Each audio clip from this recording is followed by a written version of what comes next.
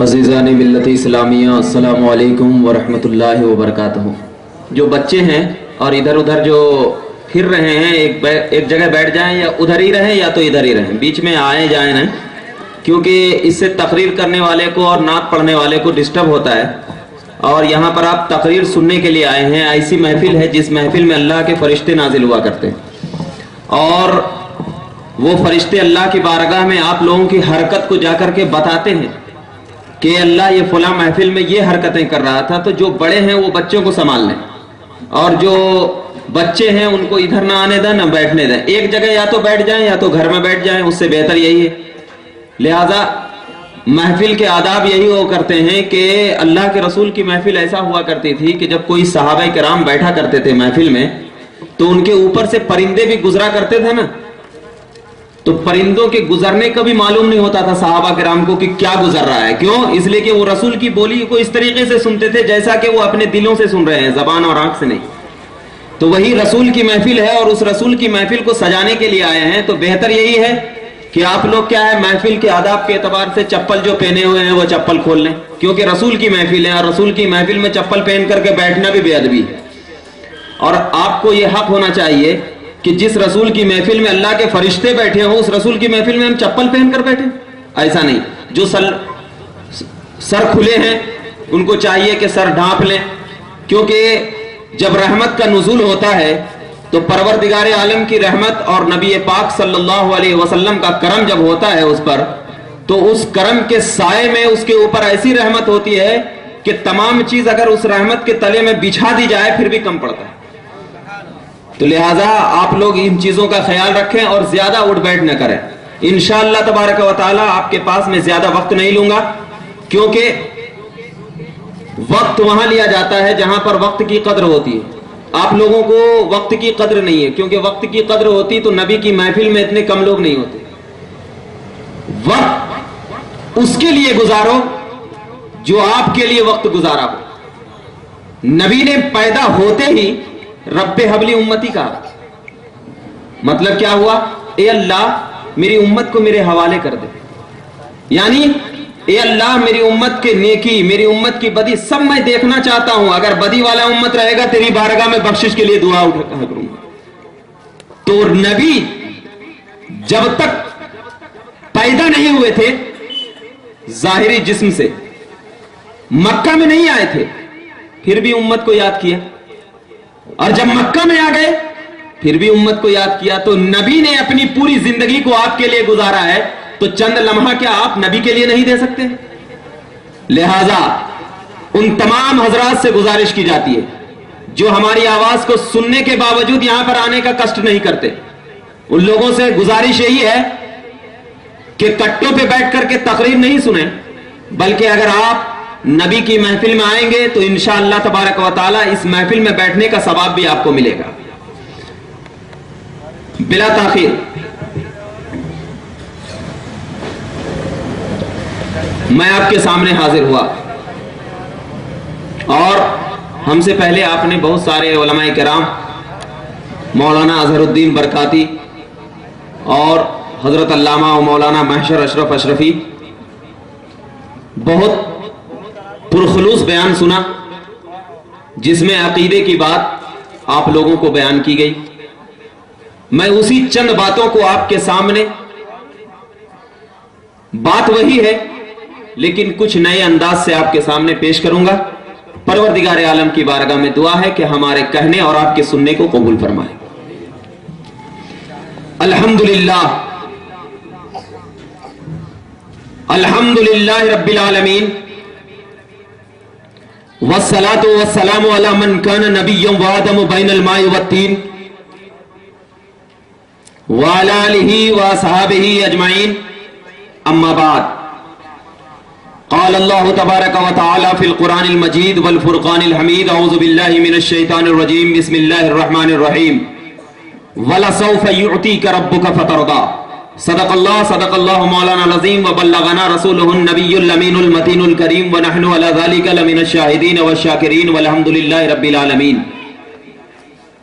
سبحانک لا علم لنا الا ما علمتنا انك انت العزیز الحکیم. بارگاہ رسالت میں بغیر ہدیہ درود پیش کریں اور بآواز بلند پڑھیں. اللہم صلی علی سیدنا و شفیعنا حبیبنا مولانا محمد بارک وسلم صلاۃ و سلاما علیک یا رسول اللہ صلاۃ و سلاما علیک یا حبیب اللہ صلی اللہ تعالی علیہ وسلم. حضرات، مختار دو جہاں کانفرنس کا بینر لگا ہوا ہے اور آپ نے اختیارات مصطفیٰ پر تقریر سماعت کر چکے ہیں. سب سے پہلے یہ عقیدہ ذہن و دماغ میں رکھنا چاہیے کہ اللہ جس بھی نبی کو پیدا کرتا ہے، صرف ہمارے نبی خاص نہیں، حضرت آدم سے لے کر کے حضور اکرم تک اللہ نے جس نبی جس رسول کو پیدا کیا، اس نبی کو اللہ نے اختیار دیا، طاقت و قوت عطا فرمائی ہر ایک نبی کے ساتھ. کیوں؟ اس لیے کہ جب حضرت آدم کو اللہ تبارک و تعالی نے پیدا کیا تو فرمایا انی جاعل فی الارض خلیفہ، میں اس دنیا میں اپنا خلیفہ بنا کر بھیج رہا ہوں. کس کا خلیفہ؟ کسی بادشاہ کا نہیں، اللہ کا خلیفہ. کون؟ حضرت آدم. جب اس خلیفے کو دنیا میں بھیجنے کی بات آسمانوں پہ چل رہی تھی تو فرشتوں نے اعتراض کیا تھا، مولا ہم لوگ تو سجدہ کیا کرتے ہیں، ہم لوگ تو تیری عبادت میں ہمیشہ مصروف رہا کرتے ہیں، ہم میں سے کیوں نہیں تو نے خلیفہ کو چنا؟ وہ آدم جو جنت میں جس پتے اور جس پھل کو کھانے سے تو نے منع کیا تھا اس کو کھا لیا، پھر بھی تو اس کو خلیفہ بنا رہا ہے.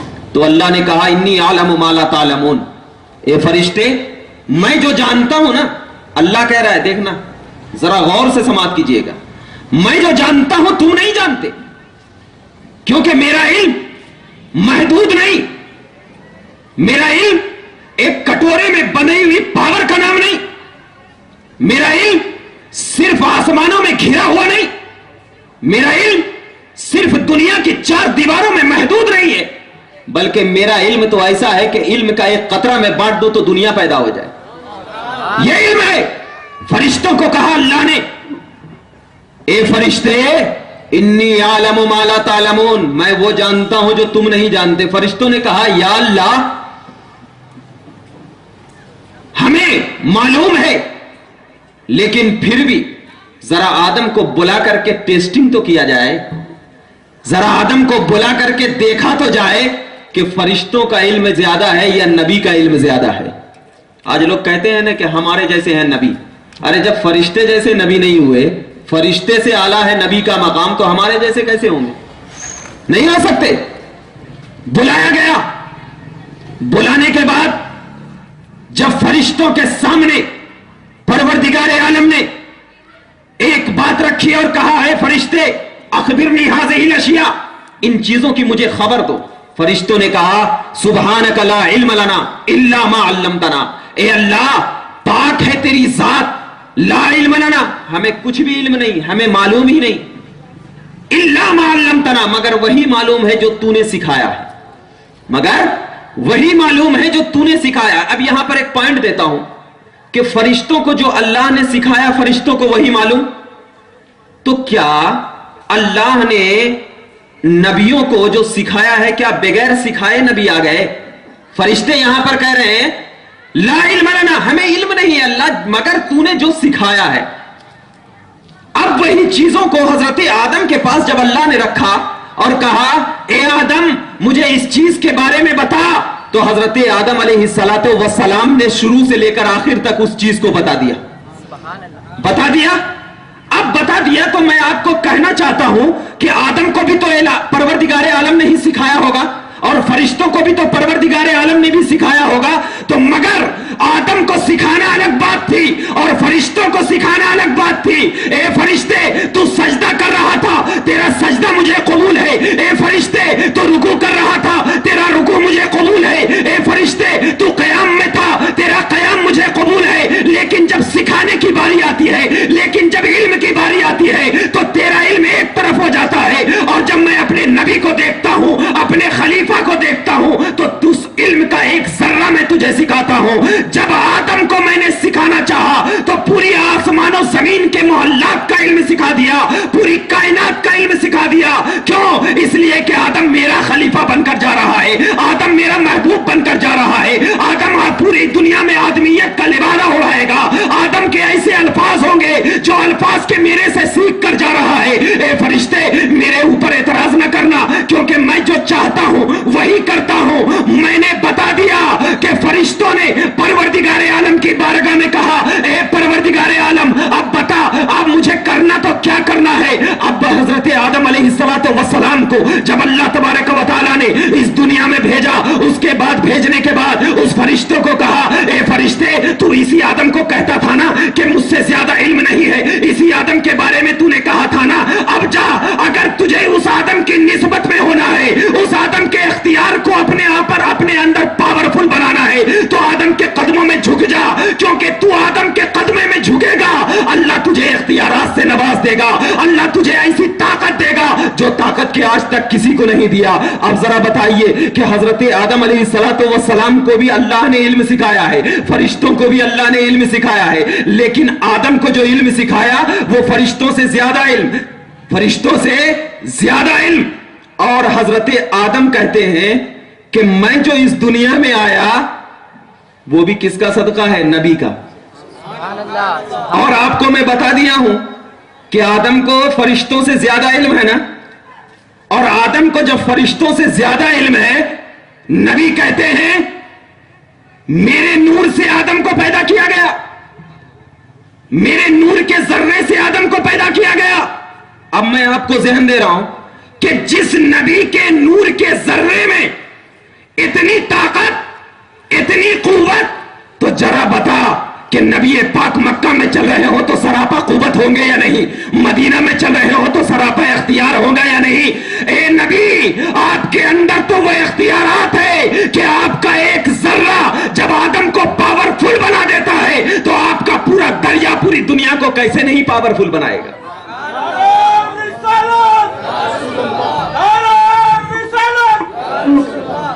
اسی بنیاد پر میں نے آپ کے سامنے آیت کریمہ کی تلاوت کی.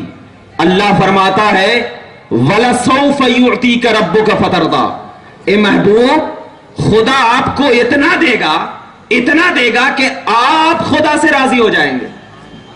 حضرت آدم کو جب اللہ نے علم دیا تو حضرت آدم سے پوچھا کہ اے آدم مجھ سے راضی ہو یا نہیں ہو. خدا پوچھا, آدم نے کہا یا اللہ میں راضی ہوں, لیکن جب نبی کو اللہ تعالی اتنا دے گا کہ نبی سے پوچھے گا اے محمد راضی ہو, تو اللہ کے رسول کہیں گے, حدیث پاک ہے بخاری کی, میں اس وقت تک راضی نہیں ہوں گا جب تک کہ میں اپنی امتیوں کو جنت میں لے کر نہیں چلا جاؤں گا. ذرا بتاؤ یہ نبی جس کو کہتے ہیں آج کل کے مولوی کہ نبی کو کچھ اختیار نہیں, تو پھر یہ کیا چیز ہے؟ یہ تو قرآن کے الفاظ ہیں, جس قرآن کے الفاظ میں سراپا یہ بات بتائی جا رہی ہے کہ نبی کو اتنا دے گا اللہ, اتنا دے گا اللہ کہ نبی راضی ہو جائیں گے. اور نبی کہتے ہیں کہ میں اس وقت راضی ہوں گا جب تک کہ ساری امتیوں کو میں جنت میں لے کر نہ چلا جاؤں گا. پتہ یہ چل گیا اس حدیث پاک سے کہ اللہ کے نبی کو تمام امتیوں پر ایسا اختیار دے کر بھیجا گیا کہ اے نبی تو جو بول دے شریعت بن جائے, تو جو کر دے حقیقت بن جائے, اور تو جو دیکھ لے نور الہی کا جلوہ نصیب ہو جائے. یہ چیز ہے اللہ کے نبی. تو نبی پاک کو اختیارات کا وہ طریقہ بتایا ہے پروردگار نے کہ نبی دنیا میں تو میرا مظہر بن کر جا رہا ہے. کیوں؟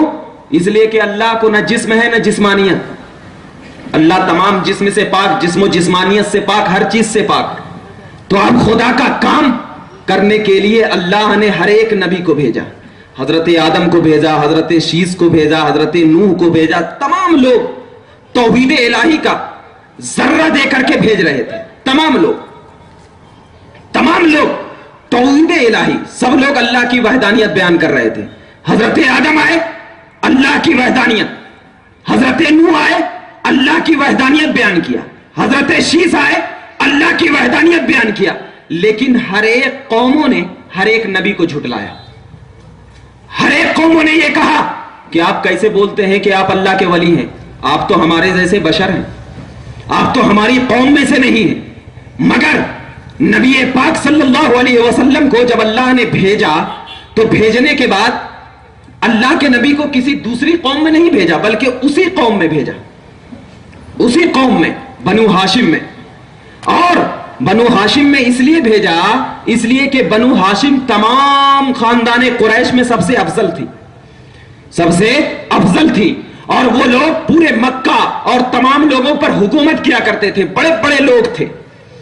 تو پروردگار عالم نے دیکھا کہ میرا نبی تو تمام نبیوں سے افضل ہے, میرا نبی تو ہر ایک نبی سے زیادہ فضیلت والا ہے, تو اب میں ایسی قوم میں بھیجوں جو قوم کے تمام قوموں سے زیادہ فضیلت والی ہو.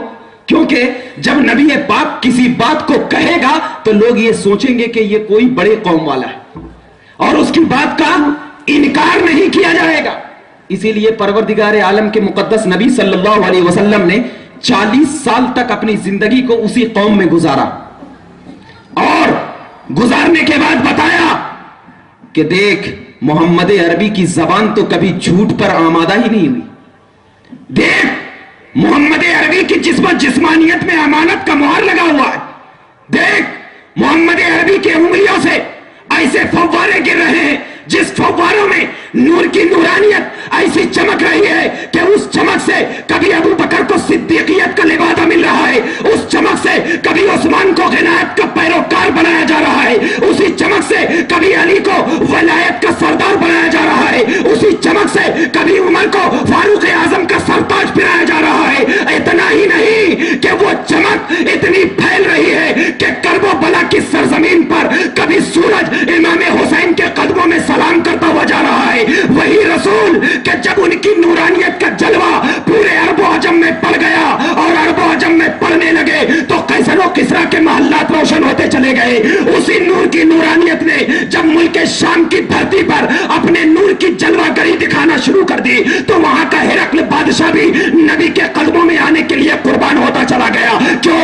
اس لیے کہ اس نور کی نورانیت میں عظمت بھی تھی, اس نور کی نورانیت میں حقیقت بھی تھی, اس نور کی نورانیت میں معرفت الہی کا جلوہ بھی تھا, اس نور کی نورانیت میں اختیارات مصطفیٰ کی لہر بھی دوڑ رہی تھی, اس نور کی نورانیت میں غیب الہی کی ایک مہک بھی چمک رہی تھی, اس نور کی نورانیت میں عشق رسول کا ایک سرتاجہ کمال اپنے سینوں میں بس کر دنیا میں روشن ہوتا چلا جا رہا تھا. ان تمام کو لے کر جب نبی اکرم مکہ کی سرزمین پر چلنے لگے, چلتے چلتے سورج کے ایک کرن نے نبی کے آنکھوں میں پڑا, نبی کی آنکھوں میں پڑا. پروردگار عالم نے بادلوں کو حکم دیا, اے بادل کہیں میرے نبی کا آنکھ نہ جھلس جائے, جا سورج کے اوپر اپنا سایہ کر دے, کیونکہ میں اپنے نبی کو تو رحمت والا دیکھنا چاہتا ہوں اور رحمت کو یہ گوارا نہیں ہوتی ہے کہ کسی کو جلا سکے. کیونکہ جب میں بھیج رہا تھا تو آدم کے پشت میں رحمت بن کر بھیجا, جب میں بھیج رہا تھا تو شیش کے پشت میں رحمت الہی جلوہ گر ہوا, جب میں بھیج رہا تھا نوح کے پشت میں رحمت الہی سرشار ہونے لگا, جب بھیج رہا تھا تو یوسف کے حسن میں رحمت الہی کی چمک دوڑنے لگی, جب میں بھیج رہا تھا تو ابراہیم خلیل اللہ کی آگ میں ڈالنے سے پہلے رحمت الہی جلوہ گر ہو گئی تھی, جب میں بھیج رہا تھا تو عیسیٰ کو آسمان پر اٹھانے سے پہلے اس نور کی رسی میں رحمت الہی جلوہ گر ہو گئی تھی. تو اس رسول جب مکہ میں چل رہے ہو تو کیوں نہ رحمت بن کر چلے, مدینہ میں چل رہے ہو کیوں نہ رحمت بن کر چلے, ہرقل کے پاس جا رہے ہو کیوں نہ رحمت بن کر جائے. اب جب جائے جاتے جاتے حبشہ میں پہنچنے لگے, حضرت عمر بھی پیچھے ہے, کہا یا رسول اللہ آپ تو حبشہ کی سرزمین پر چل رہے ہیں, رحمت الہی کا جلوہ آپ کے سینوں میں سراپا نظر آ رہا ہے, ذرا ہماری طرف نظر رحمت تو کر دیجئے. حضرت عمر کا کہنا تھا, نبی اکرم نے عمر کی طرف آنکھ اٹھائی, حضرت عمر سے آنکھ ملائی, حضرت عمر کہتے ہیں میری آنکھ میں نبی کی نگاہ رحمت کا ایک ذرہ پڑا, قسم خدا کی میں جب آنکھ کو اوپر اٹھاتا آسمان کی طرف دیکھنے لگتا تھا, میں زمین پر ڈالتا تحت الثری نظر آنے لگتا تھا, میں ادھر دیکھا پورے اوج سوریا نظر آنے لگا. اب ذرا بتا کہ جس نبی کی ایک جلوے نے عمر کو اختیار والا بنا دیا, اب مسلمانوں فیصلہ کر لو کہ نبی کی ایک نگاہ جب کسی کو اختیار والا بنا دیتی ہے تو پورا جسم کیوں نہیں اختیار والا ہوں.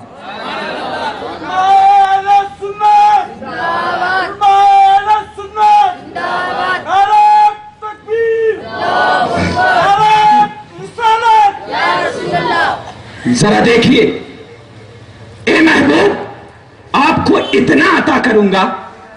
عطا تو کر دیا تھا نبی کو بھیج کر، عطا تو کر دیا تھا نبی کو بھیج کر، پھر کیا عطا کرے؟ نبی کو جب اللہ بھیجتا ہے تو ساری چیزیں عطا کرنے کے بعد بھیجتا ہے، ہر چیز عطا کرنے کے بعد بھیجتا ہے. نبی نے 40 سال زندگی گزاری، کیا اس وقت نبی کو عطا نہیں ہوا تھا؟ ہوا تھا نہیں ہوا تھا؟ ہوا تھا. آپ لوگ ذرا ہمارا ساتھ دیں گے تو انشاءاللہ میں دیر تک ساتھ دوں گا، نہیں دیں گے تو پھر انشاءاللہ لگتا ہے جلدی ختم کرنا پڑے گا. آپ لوگ دل جوئی سے سنیں، انشاءاللہ بہت لطف آئے گا. اور دوسری چیز یہ ہے کہ جب کسی انسان، کوئی انسان تقریر کرتا جائے تو اس تقریر کا لطف اس وقت لگتا ہے جب تقریر کرنے والوں کو سبحان اللہ ماشاء اللہ سے داد دیا جاتا ہے. کیونکہ آپ جب سبحان اللہ کہیں گے تو انشاءاللہ 10 رحمت آپ کے نام عمل میں لکھی جائے گی اور 10 گناہ مٹ جائیں گے، اور اللہ تبارک و تعالیٰ اس 10 نیکیوں کی وجہ سے ہو سکتا ہے آپ کو جنت ڈال دے. کیوں؟ اب اللہ نے جب بھی کوئی آدم کو بھیجا سب کچھ عطا کرنے کے بعد، اسی لیے تو مٹی کا پتلا تیار کیا گیا، روح ڈالا گیا، روح ڈالنے کے بعد نبی اکرم کا نور ڈالا گیا، تب نہ حضرت آدم کو اختیارات آئے، ورنہ روح بھی اندر رکنے کے لیے تیار نہیں تھی. تو اس کا مطلب کیا ہے کہ اس نور میں بھی اختیار تھا، تب تو روح کو کہا اے روح اب میں آدم کے پشت میں آ گیا ہوں، اب کیوں جاتی ہے؟ روح نے کہا تھا نا کہ اب حضرت آدم کے پشت سے باہر نہیں نکلوں گی، نہیں نکلوں گی. جب ایک بار ڈالا گیا روح کو تو روح نے حضرت آدم کے پشت میں نہیں رکی، باہر آ گئی. پوچھا کیوں؟ کہا اندھیرا ہے. پھر دوسری بار ڈالا گیا، پھر باہر، کہا کیوں؟ اندھیرا ہے. تیسری بار جب ڈالا گیا باہر. چوتھی مرتبہ جب ڈالا گیا اور اس کے ساتھ نور محمدی کی جھلک ڈالی گئی، اب روح کو کہا گیا روح باہر آ. تو روح نور کے اندر اتنا اختیار تھا کہ روح کو باہر نہیں آنے دیا، نہیں آنے دیا. مطلب کیا ہوا کہ میرے نبی کو پروردگار عالم نے جس وقت نوری جسم کے ساتھ اس آسمان و زمین کے درمیان رکھا تھا اس وقت بھی نبی کو اختیار دیا گیا تھا. تو اب ذرا نبی کو جب اس وقت اختیار دے دیا گیا تو 40 سال تک اللہ کے نبی مکہ کی سرزمین پر نبوت کا اعلان نہیں کیا. اس کے بعد اعلان کیا. اس کے بعد جب اعلان کیا تو یہ آیت کریمہ جو ہے والضحیٰ والی، یہ مدنی آیت ہے.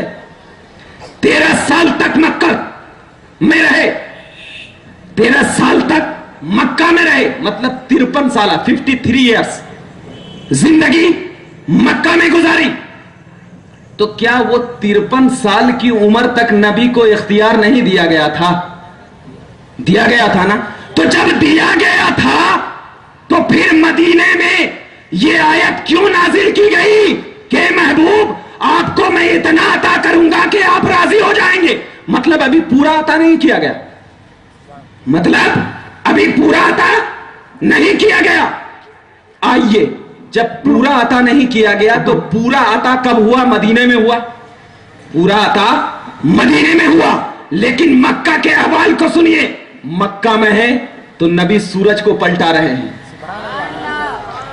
پورا عطا نہیں ہوا محبوب ابھی، لیکن تیرے اندر اتنی طاقت آ گئی کہ سورج کو نکال سکتا ہے. مکہ میں ہے، سورج کو پلٹا رہے ہیں. مکہ میں ہے، پہاڑوں پر پہاڑوں سے کلمہ پڑھا رہے ہیں. مکہ میں ہے، پتھروں پر نشان ڈالا جا رہا ہے. مکہ میں ہے، درختوں کو سجدہ کروایا جا رہا ہے. مکہ میں ہے، بکری کے گوشت کو زندہ کیا جا رہا ہے. مکہ میں ہے، مردے کو زندگی مل رہی ہے. مکہ میں ہے، حضرت قتادہ رضی اللہ تعالیٰ عنہ کے آنکھوں کو شفایابی مل رہی ہے. یہ سب مکہ کی باتیں ہیں. اور پھر بھی خدا کہہ رہا ہے محبوب اتنا عطا کر دیا ہوں پھر بھی آپ راضی نہیں. اتنا عطا کر دیا ہوں پھر بھی راضی نہیں، ابھی پورا عطا نہیں کیا ہوں. اے اللہ پورا کب عطا کرے گا؟ کہا نبی مدینہ میں جانے دو پورا عطا کروں گا. اب ذرا بتا کہ جب نبی پاک کو یہ طاقت یہ اختیار دے دیا گیا اور کہا مکہ میں ابھی پوری عطائیگی نہیں ہوئی, تو اب جب نبی کو تھوڑا سا عطا کیا گیا تو اتنی طاقت, اور اگر پورا عطا کر دیا جائے تو کتنی طاقت, کتنی طاقت. یا رسول اللہ, آپ کی طاقت کو اگر سننا ہے تو کسی ایسے سے نہ سنو, بلکہ سنو تو حضرت ربیہ سے سنو. دنیا والے کیا بتائیں گے تمہیں, پوچھنا ہے احوال تو جنت والوں سے پوچھو, کیونکہ جنت ہی سب سے اصل ہوا کرتی ہے. پوچھا جاتا ہے نبی پاک کے, مقدس نبی کے, مقدس غلام کے مقدس بیٹے حضرت ربیہ ہیں, نبی پاک ہیں, وضو کر رہے ہیں, صحابہ کرام کا مجمع ہے, لیکن اس صحابہ کرام میں سے نبی کی نگاہ اگر کسی پہ پڑتی ہے تو حضرت ربیہ پہ پڑتی ہے. صحابہ کرام گھیرے ہوئے ہیں. حضرت ربیہ رضی اللہ تعالی عنہ کا معمول یہ تھا کہ وہ نبی پاک کے لیے وضو کا پانی لایا کرتے تھے اور ہمیشہ وضو کرایا کرتے تھے. ایک مرتبہ اللہ کے مقدس نبی کو وضو کرا رہے ہیں, نبی کی رحمت جوش میں آئی, نبی کے اختیار جوش میں آئے کہ آج میں کچھ عطا کروں گا, کسی کو دوں گا, کیونکہ ایسی چیز دوں گا جو چیز کے آج تک کسی نے مانگا نہیں, جو چیز کے آج تک کسی نے دیا نہیں. ارے نبی تو وہ ہوتا ہے کہ دنیا کی کوئی چیز عطا نہیں کرتا, بلکہ عطا کرتا ہے تو کوئی آخرت کی چیز عطا کرتا ہے, کیونکہ نبی جب آتا ہے تو اللہ کے سائے میں آتا ہے, جیتا ہے تو اللہ کی یاد میں جیتا ہے, مرتا ہے تو اللہ کی نگاہ اللہ کی رحمت کے تلے مرتا ہے, اور سوتا ہے تو اسی لیے اللہ کی یاد میں سوتا ہے, کیونکہ نبی کہتے ہیں کہ میری آنکھ تو سو جاتی ہے لیکن میرا دل نہیں سوتا, نہیں سوتا.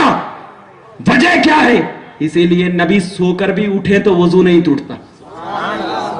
نبی سو گئے, حجرے عائشہ میں سوئے, اٹھ رہے ہیں, وضو ٹوٹا کیا؟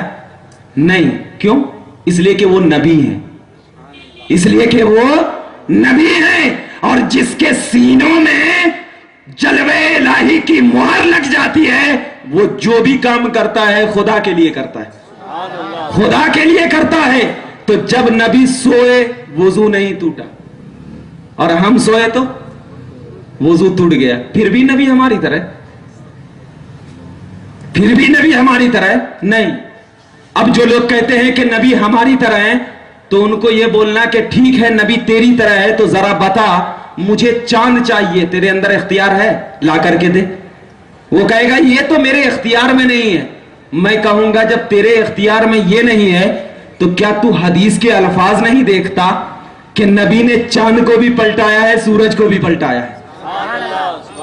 نبی نے چاند کو بھی پلٹایا, سورج کو بھی پلٹایا. اور امام جلال الدین سیوطی علیہ رحمت و رضوان حسن المقصد فی عمل المولد میں ارشاد فرماتے ہیں کہ اگر نبی پاک صلی اللہ علیہ وسلم چاند کو یہ حکم نہ دیتے کہ چاند اب تو جڑ جا, تو قیامت تک چاند دو ٹکڑے ہو کر ایک اس پہاڑ کے پیچھے اور ایک اس پہاڑ کے پیچھے رہتا. یہ نبی کا حکم تھا کہ ٹوٹنے کے بعد جڑ گیا, کیونکہ نبی چاہ رہے تھے کہ چاند تو اگر ٹوٹا ہے تو میرے حکم سے ٹوٹا ہے, اور اب تو جڑے گا تو میرے حکم سے جڑے گا, کیونکہ اگر تو نہ جڑا تو کل لوگ یہ کہیں گے کہ نبی کو توڑنا آتا ہے جوڑنا نہیں آتا, اور میرا نبی جوڑنے کے لیے آیا ہے توڑنے کے لیے نہیں. اسی لیے ہمارا نبی صلح رحمی کا حکم دیتا ہے کہ دو انسان کے درمیان دشمنی ہو جائے تو اس کے معاملات کو جوڑ دو, توڑو نہیں. نبی کے ہر ایک بات میں دیکھو گے اسلامی نقطہ نظر ملے گا, کیونکہ نبی ایک ایسی نبوت کا نام ہوا کرتا ہے جس کی انسانیت اور جس کی بشریت اللہ کی یاد میں گزرا کرتی.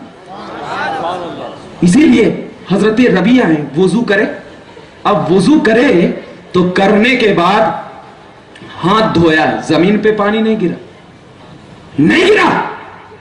وہ پانی حضرت ربیہ نے پیا بھی نہیں, منہ میں بھی نہیں لیا لگایا, ماتھے پر بھی نہیں لگایا.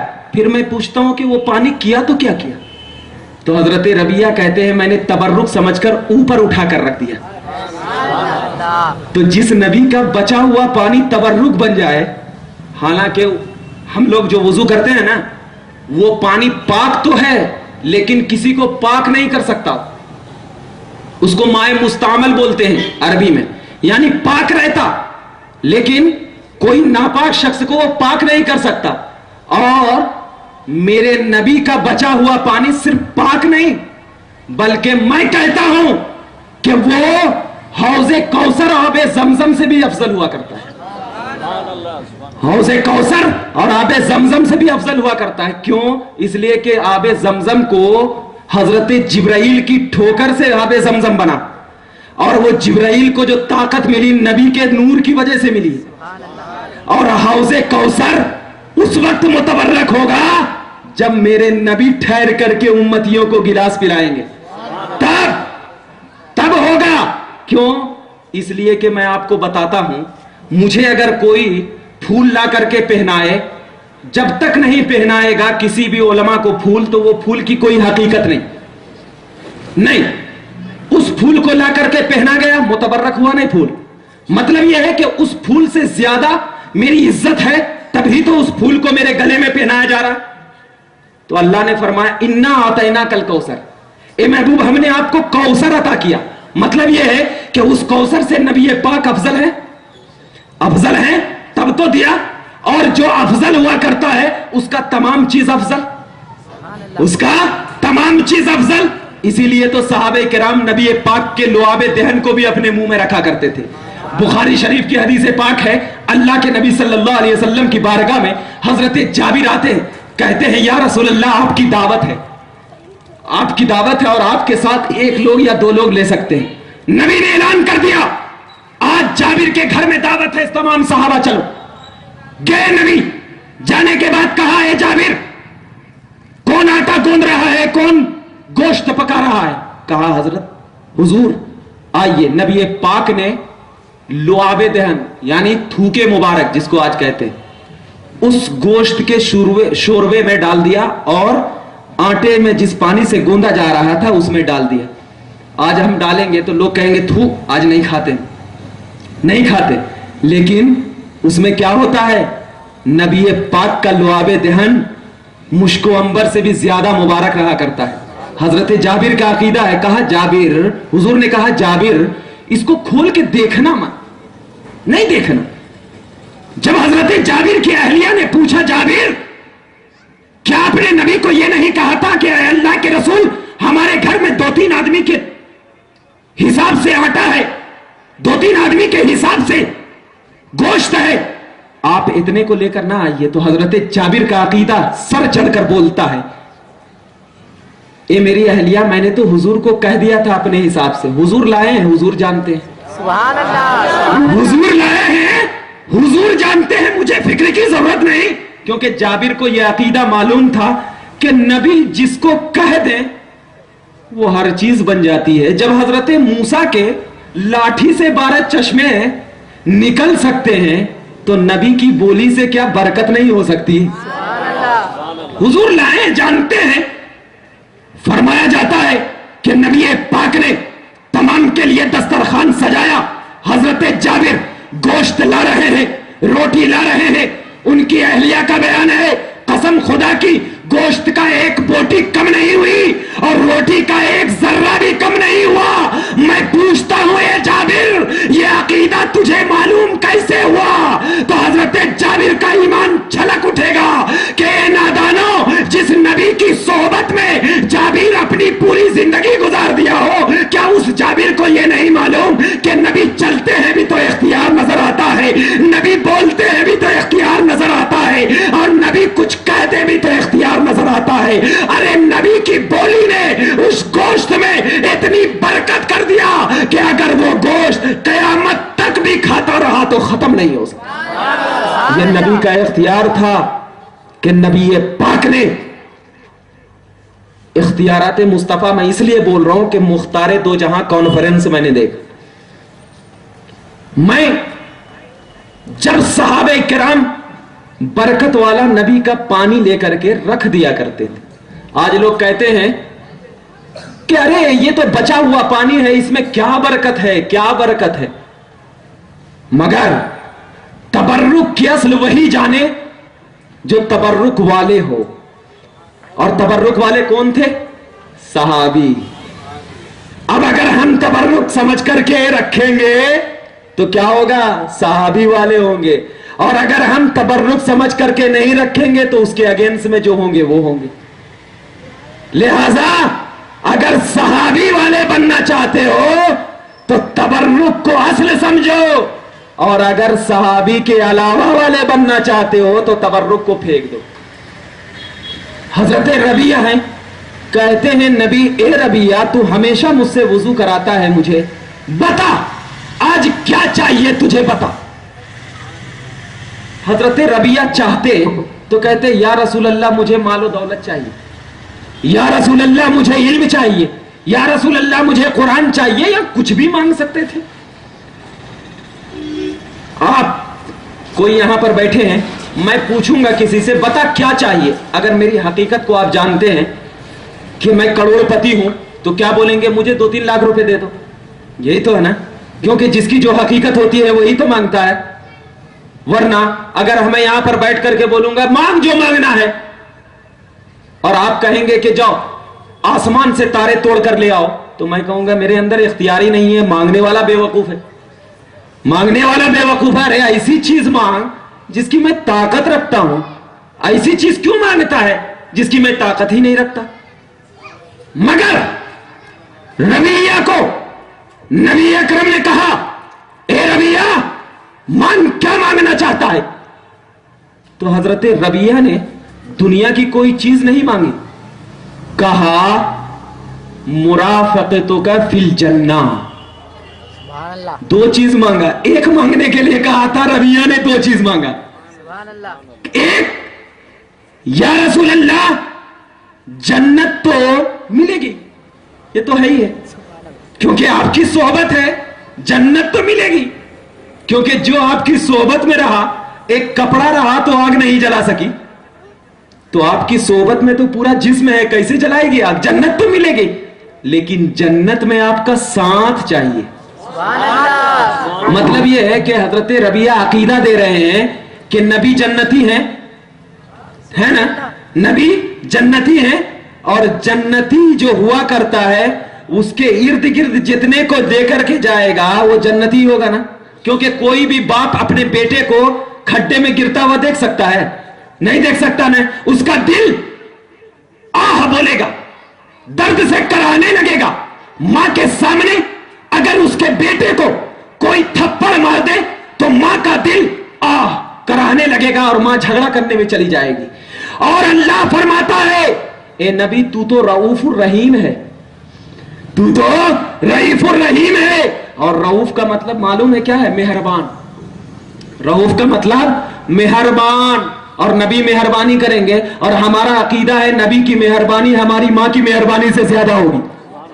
तो जब एक मां अपने बेटे को जमीन पर गिरते हुए नहीं देख सकती, एक मां अपने बेटे को किसी से थप्पड़ मरवाते हुए नहीं देख सकती, तो क्या एक नबी अपनी उम्मती को जहन्नम में जाते हुए देख सकेगी?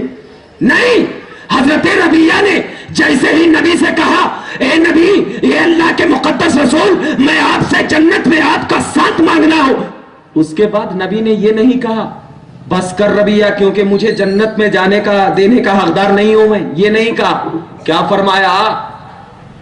मिशकात शरीफ सफा नंबर 34 में यह हदीस है, किताबुस सजदा, और बुखारी शरीफ किताबुस सजदा में भी यह रिवायत है, किताबुस सलात में यह रिवायत है।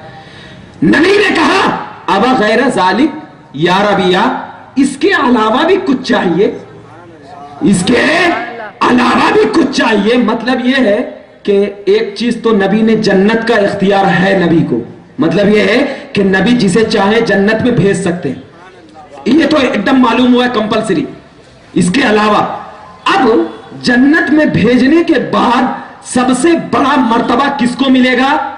जो अल्लाह का दीदार करेगा। और अल्लाह का दीदार कौन करेगा? अल्लाह तबारक व तआला सबसे पहले अपने नबी को दीदार कराएगा जन्नत में। इसीलिए हजरत रबिया ने कहा, या रसूल अल्लाह, और कुछ नहीं चाहिए, बस आपका साथ मुझे जन्नत में चाहिए। मतलब यह है नबी का साथ मांग कर रबिया ने सब कुछ मांग लिया।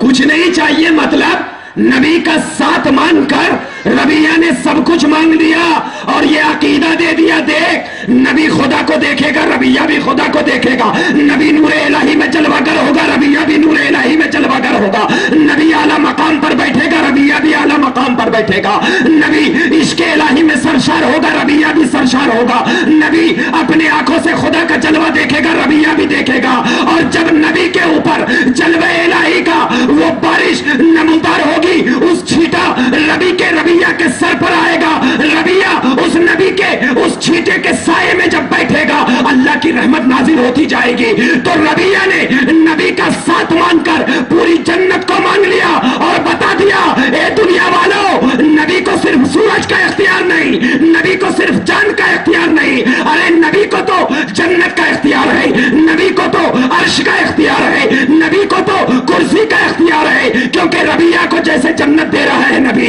उसी तरह हजरत जिब्राइल को अर्श पर रोक रहा है नबी। क्योंकि हजरत जिब्राइल ने कहा था, या रसूल अल्लाह, अगर मैं एक कदम भी बढ़ूं तो मेरे पर जल जाएंगे। तो जिब्राइल से पूछा, ये जिब्राइल बता तेरी ख्वाहिश क्या है? तो जिब्राइल ने कहा था ना, या रसूल अल्लाह आप हुक्म कीजिए, बस मैं पुलसिरात पर अपने पर को बिछा दूंगा। क्या था ना, मतलब ये है क्या जिब्राइल खुदा फरिश्ता है, खुदा की बारगाह में हमेशा रहा था, खुदा के हुक्म का फर्मा बरदार, मगर नबी से पूछ रहा है, नबी से पूछ रहा है ना, मतलब यही है कि फरिश्तों के दरमियान भी अगर कोई बात होती है तो नबी की बात होती है, नबी की बात होती है ना। इसीलिए फरिश्तों में आला फरिश्ता हजरत जिब्राइल भी अगर किसी से पूछ रहा है तो वो नबी से पूछ रहा है और बता दे रहा है, ए लोगों सुन लो, आसमानों पे अगर किसी का चर्चा है तो मोहम्मद अरबी का चर्चा है। अगर तुम दुनिया में रह रहे हो तो फरिश्तों की अदा को अदा समझना, फरिश्तों की बोली को बोली समझना, और ये दिल में बसा लेना कि दुनिया में चलते चलते अगर हम तमाम नबी के गुलाम नहीं हो सके तो कुछ भी नहीं हो सके। इसीलिए जब नबी पाक ने हम तमाम को यह बता दिया कि अल्लाह ने अता करे, अल्लाह ने अता किया, मुझे हर चीज अता किया, और वही अता करदा चीज को मैं दुनिया में बांटने के लिए आया। मतलब अल्लाह की अता करदा चीजों का बांटना अगर किसी घर से होता है तो वो नबी के घर से होता है। इसीलिए हजरत अली की बारगाह में जाओ, इल्म मिलेगा। और देखिए चार यार कितने सलीके से नबी ने बताया नबी को। और इससे मैं उन लोगों का भी रद्द है, खासकर शिया और उलमा का भी रद्द है इस बारे में। जैसे देखिए, नबी ने अपनी जिंदगी में कभी झूठ नहीं बोला,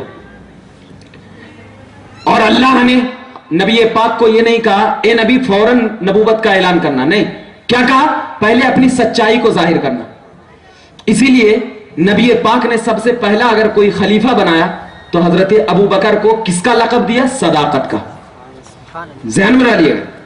उसके बाद जब नबी ने सच्चाई का बीज मक्का में बोल दिया और अमानत का पैकर लेकर उठे, तो नबी ने दूसरा खलीफा हजरत उमर को बनाया और कहा, उमर जान चली जाए लेकिन लोगों की अमानत में भी फर्क ना आए। इसीलिए तू तो ऐसा है कि कुफ्र और जुल्म के दरमियान फर्क को पैदा करने के लिए उठेगा।